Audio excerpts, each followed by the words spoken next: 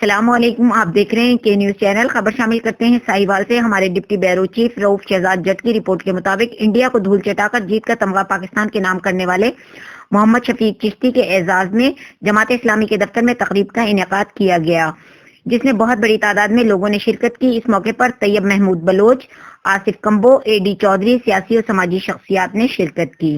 کچھ اپنا بچپن ہے، کچھ آپ کے نتیجے میں انشاءاللہ لذیذ ہے۔ یہ جو کبڈی کے میدان میں بھارت کو جیت دیا ہے، اسی طرح انشاءاللہ کشمیر سے دیش کو ان کی ساری پڑے گی اور واپس آئے گا انشاءاللہ۔ اس لیے ہم اپنے تمام سننے والوں کو اور پورے پاکستان کو یہ پیغام دیتے ہیں کہ یہ کبڈی کا جو میچ تھا بھارت سے ہم نے ون کیا ورلڈ کپ، اس کو ہم اپنا کشمیر بھی کر کے خاص کرتے ہیں۔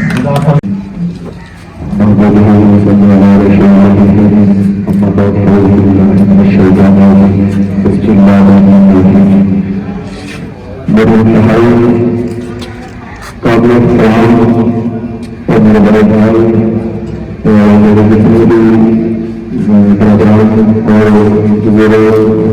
جتنے بچے لوگ ہیں، سب سے پہلی بات مبارک ہو۔ سب سے پہلے سے مبارک ہو، اس کے بعد السلام علیکم۔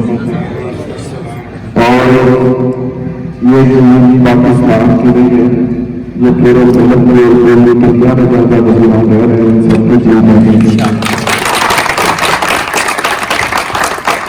اس میں نہ شفیق چشتی کا کمال ہے، نہ کسی اور کا کام، یہ چاہنا اور اللہ تعالیٰ کی زندہ کے لیے سارا اس پاکستان کو اظہار بخشا۔ اور میں بچپن میں